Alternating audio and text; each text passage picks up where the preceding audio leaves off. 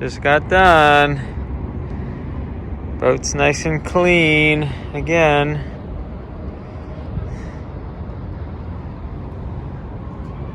She shines up nice for an old girl. It's nice to have pressurized water. Check it out. Wow, look at that.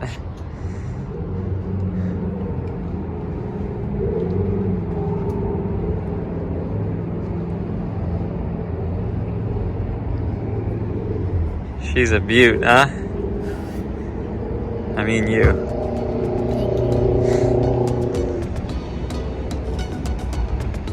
Hey everyone, I'm Parker. And I'm Katie. And this is our boat, Seawind. I bought Seawind in 2016 with my entire savings and no clue what it would take to turn her into what she is today. With the help of my dad and a few friends, I slowly tackled project after project, transforming this old boat into what I envisioned when we first met. Halfway through this 5.5-year project, I met Katie, and we've been inseparable ever since. In truth, this only shows a fraction of what it really took in order to get to where we're at today, in a beautiful Anchorage, making this video. Together, we have come a long way. We have learned the beautiful and brutal lessons that the water has to offer. We have come to know heartache and loss and to dance despite it all. I work a full-time job on the go, which presents its own unique challenges and opportunities. But at the end of the day, it's our desire to move slowly and live fully that makes it all worth it. Sailing Seawind is our unique attempt at showing how we choose to live with a lighter carbon footprint, how we plan to make our mark on this ever-changing world. It's a place for us to show that every one of us is connected, and that we will all go further together. So Katie was doing yoga over on the dock over here this morning, and something caught her eye underneath the water down by our rudder. And it turns out that we got this huge piece of plastic wrapped up around our prop shaft. We don't have a very long piece of propeller shaft sticking out in the water. I'm not sure if you can see. I don't think you can see. Oh yeah, you can. So there's our propeller down there. And you can see right there at the end of the shaft where the nut is where this thing was twisted up. I guess we're really lucky. I don't know when it happened. I didn't feel anything in the transmission. I didn't feel any resistance or any lack of thrust when we came into the dock here. Very strange, but this huge piece of plastic, I was lucky to be able to pull it off with the boat hook. Kind of scary. But yeah, this is crazy. I'm very glad to have gotten it off so easily with the boat hook and that Katie spotted it. I don't know if this thing whipping around could have done any other damage. It makes me want to put a GoPro in the water on a stick to see. So stay tuned. So I got my GoPro that doesn't have a long enough stick by itself lashed to my boat hook. And it's nice and secure. So I got a GoPro on a stick.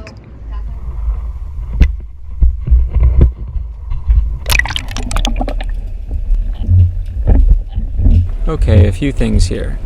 The propeller has no sign of damage and both nuts are in place. The safety cotter pin is intact and it's in the shape that I left it when I installed it. I also was able to see the condition of our sacrificial zinc anode, which protects our underwater metal pieces from things like dezinkification.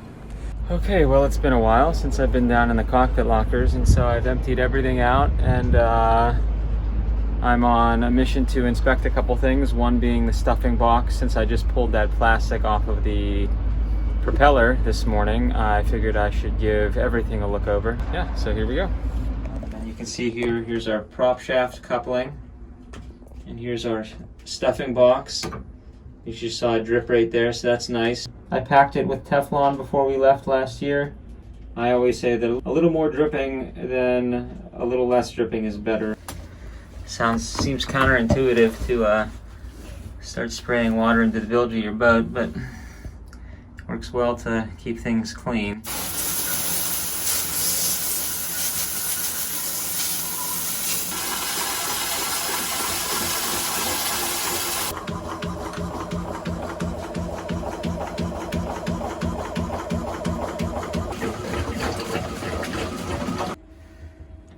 the screen off and cleaned.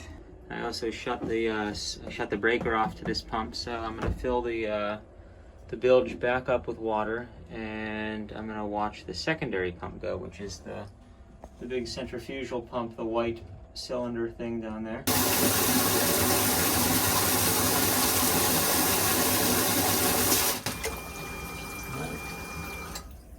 Okay, it already shut off. It's a really high capacity pump. Now, since we have quite a bit of water in the bilge right now, I'm going to test the manual bilge pump. Okay, so if in an emergency our bilge pumps ever failed and we started taking on water, you open up this door. This is in the cockpit right by the wheel. Here's a little yellow hole that you stick this stick right here. And this is called a whale gusher 10, I think. You pump it.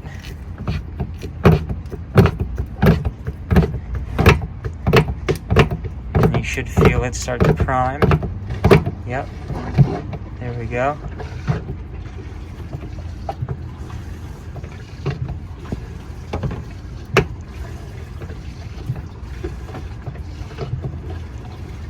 Cool. So that works really well. I don't see any leaking, and there's no cracking in the rubber, so I think we're pretty good.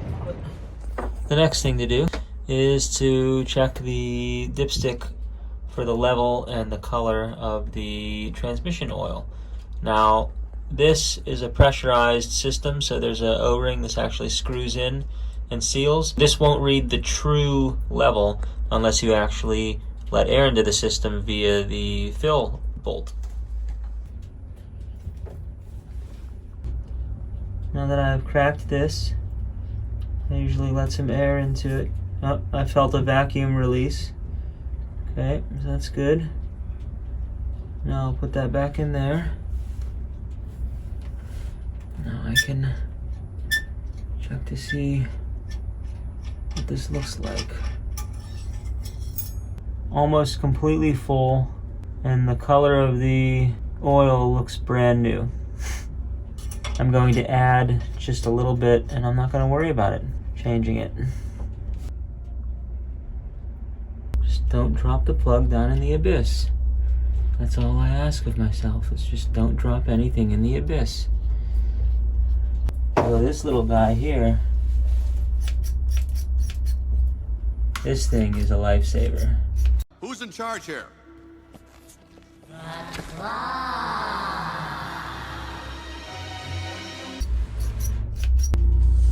Next thing on my list, change this filter. Let's see if we can crack this thing. There we go.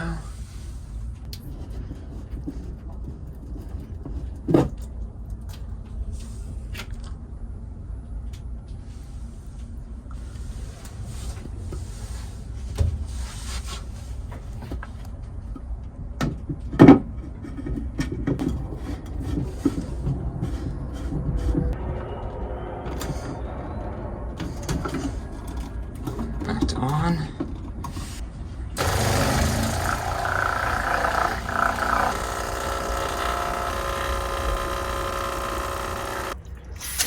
Success!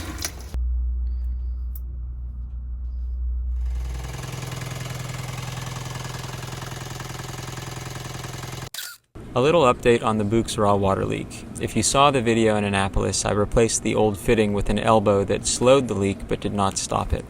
I was eventually able to find a bronze nipple to replace that elbow and have finally fixed it.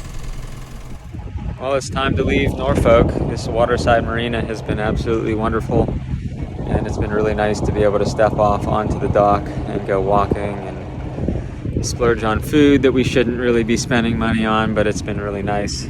Katie and I are really excited and ready to get back to cooking all of our own meals and living on anchor. And so we are going to head out of here. Do you have anything to say about Norfolk? It's expensive. Yeah, it's been expensive.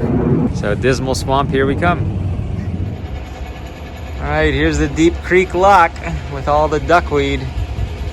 This is the stuff that people warn us about in this Dismal Swamp. It apparently likes to plug up sea strainers, and that's a lot of it. This is our first lock since becoming a sailboat again. And there's another one on this Dismal Swamp. It's the South Mills at the other end. It's a very, very slow filling lock, this lock. And we're at the top. Katie's up there doing her thing. Being a little grumpy. She's a little grumpy. Look at those beautiful red leaves and orange and yellow leaves.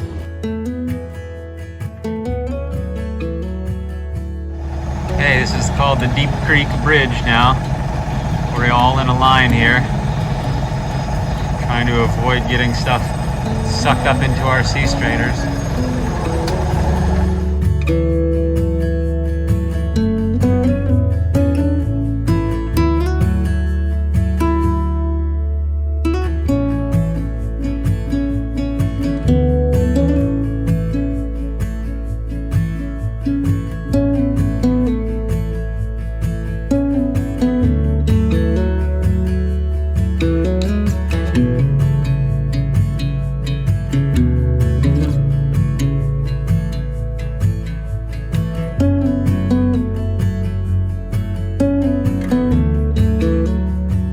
About 14 miles to go, and then we're going to tie up at a free wall right on the state line of North Carolina. So there's a welcoming center there that is a free place to tie up for the night.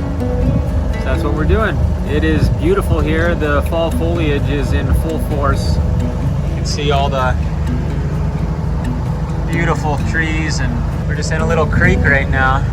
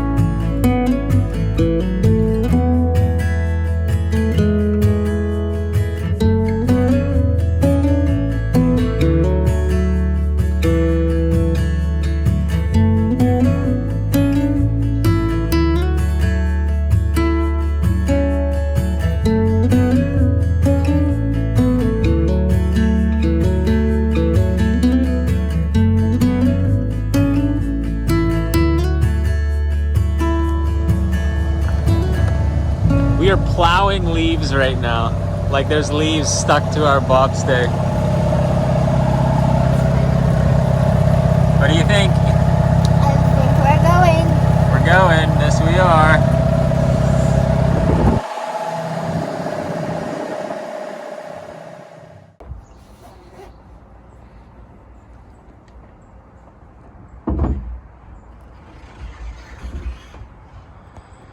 We have ice on our boat. It's so cold. Let's get going. It's freezing. It's actually 32 degrees right now. Oh man. So cold. Put on our faux leather jackets. Yeah. Yeah, we could put on our fallies, huh?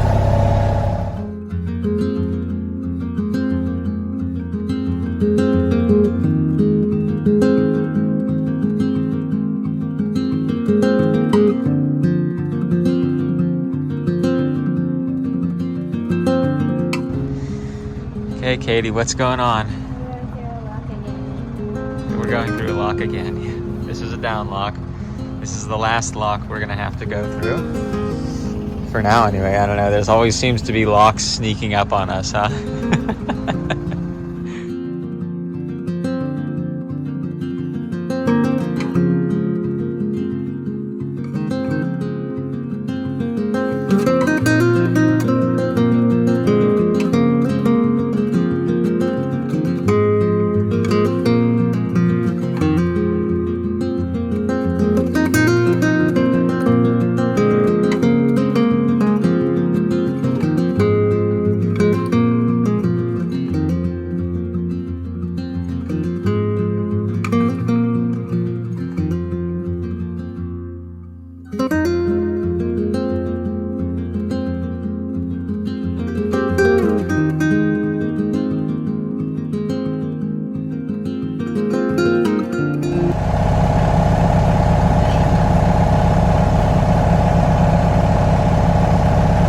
That's a good one.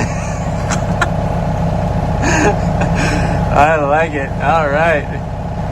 She's grooving and moving. Moving and grooving. Oh, yeah. Oh, yeah. Uh-huh. Dancing to her own tune. Always. Yeah. Yeah.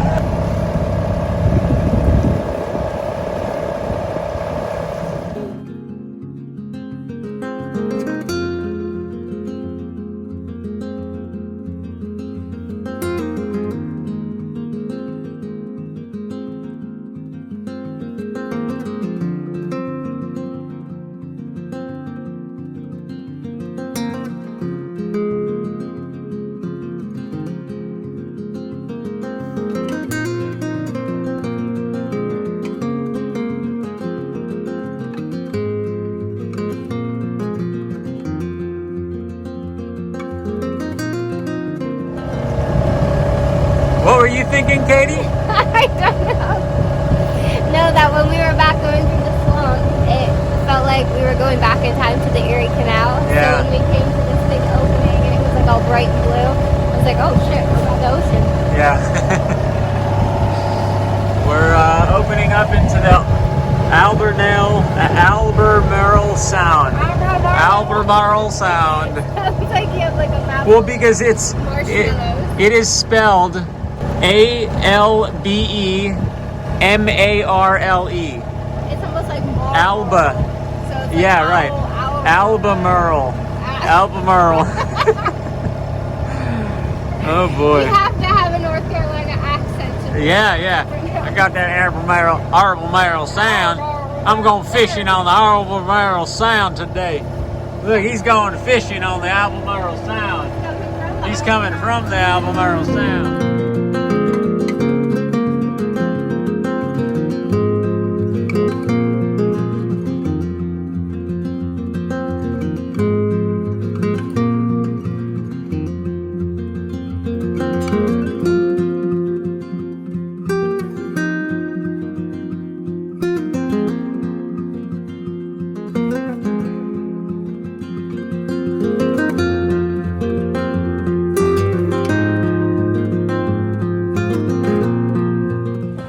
This is just breathtaking. You really can't tell where the sky ends and the water begins. Look at that. That is so just breathtaking.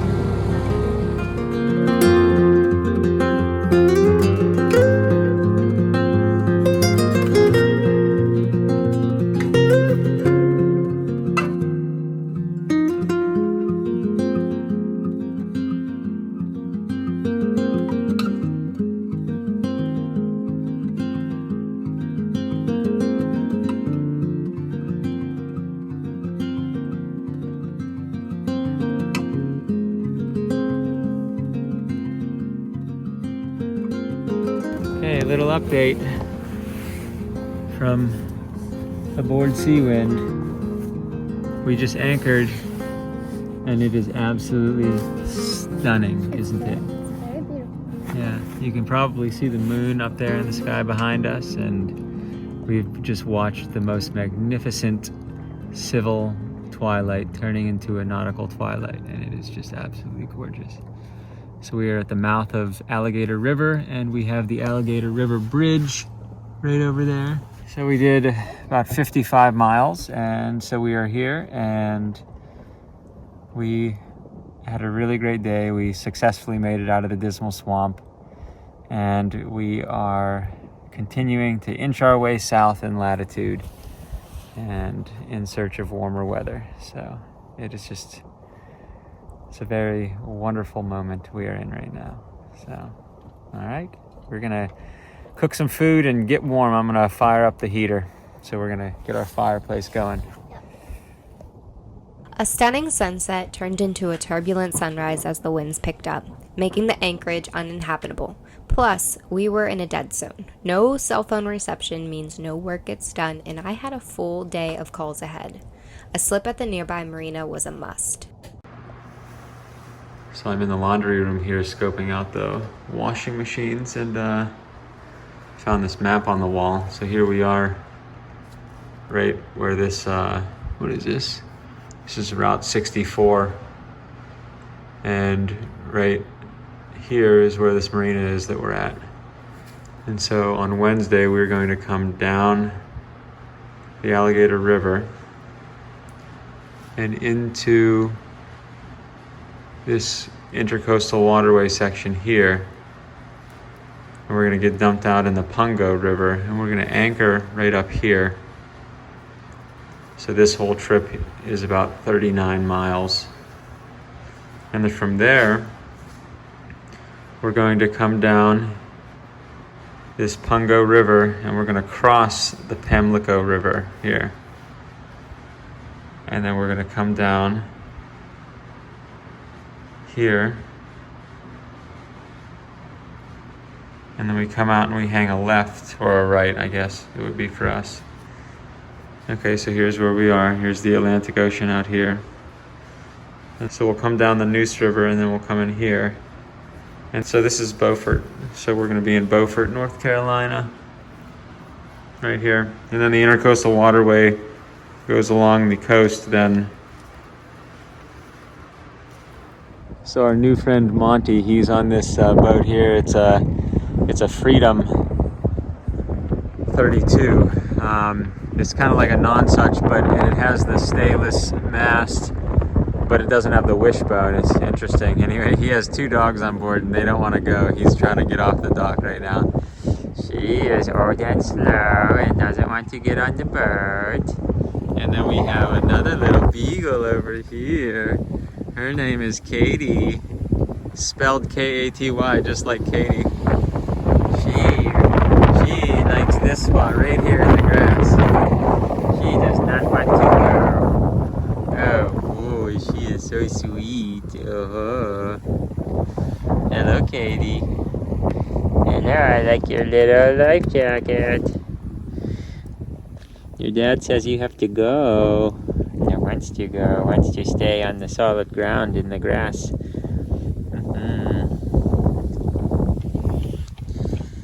She might be old and slow too. I don't know. She's pretty sweet. He is. He's trying to get her to come. Oh boy. Okay. She listens sometimes. There she goes. See ya. After a couple days at the marina, we were ready to get out of the dead zone. What you didn't see was me working from dusk to dawn in the marina trailer house, which oddly reminded me of a motel room from an 80s horror film. Needless to say, I was excited to find a new office.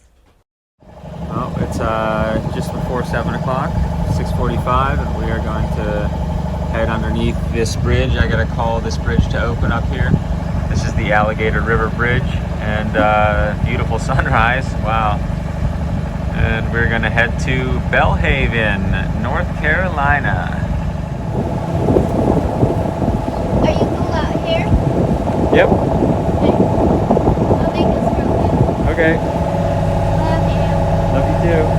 Oh, you got me on camera. I did.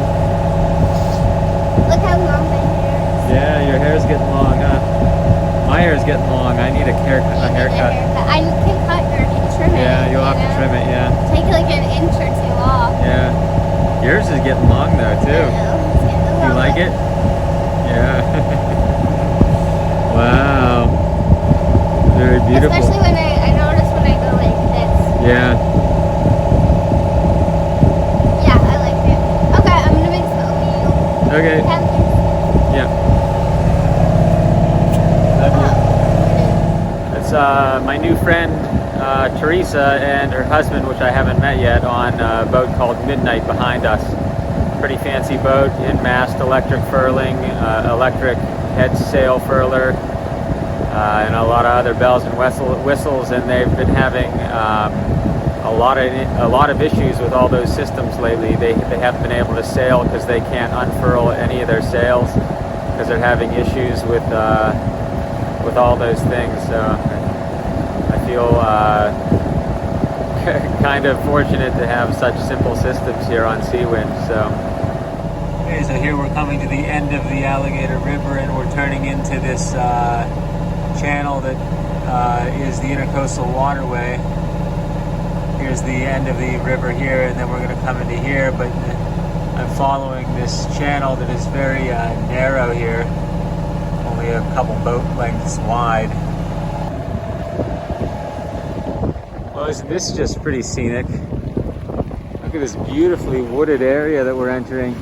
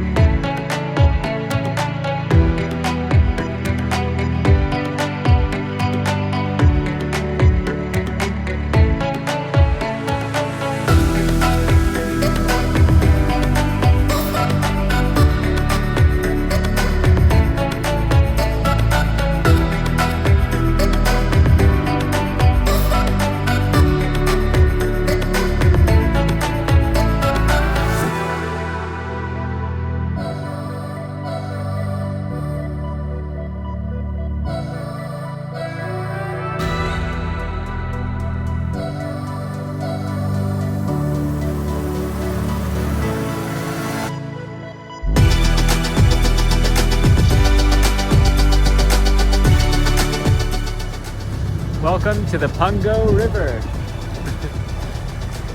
Perfect weather, mid to high 60s, if not low 70s, and Katie and I have just been reading all day, and I finished a Lynn and Larry party book that I've been meaning to finish for a while. Katie and I are kind of learning the fact that just because we're moving or sailing or motoring doesn't mean we can't still do the things that we would want to do on a normal day. Now, I know when we're sailing and things like that, it's different when the weather gets bad or other things, but like motoring like this today, I finally finished a book that I had been reading and couldn't seem to finish for the last 8 months. And so now we find ourselves doing stuff like that, and it's just absolutely wonderful. So we're finding our way, learning by doing, huh?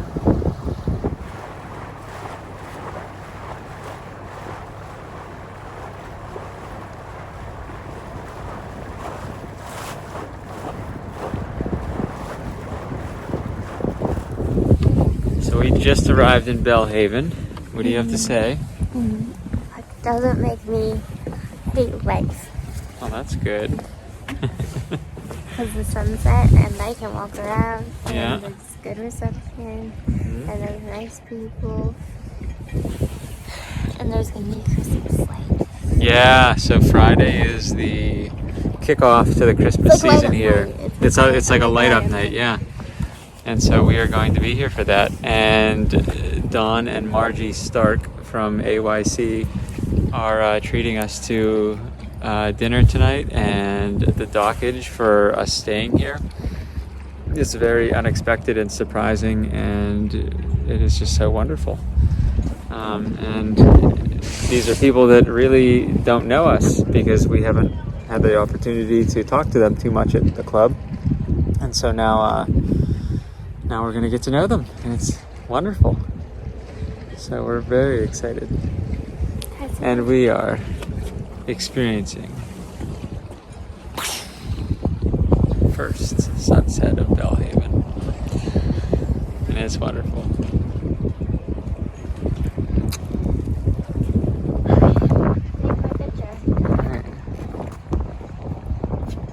Oh, look at that. This is gorgeous. Both of those things.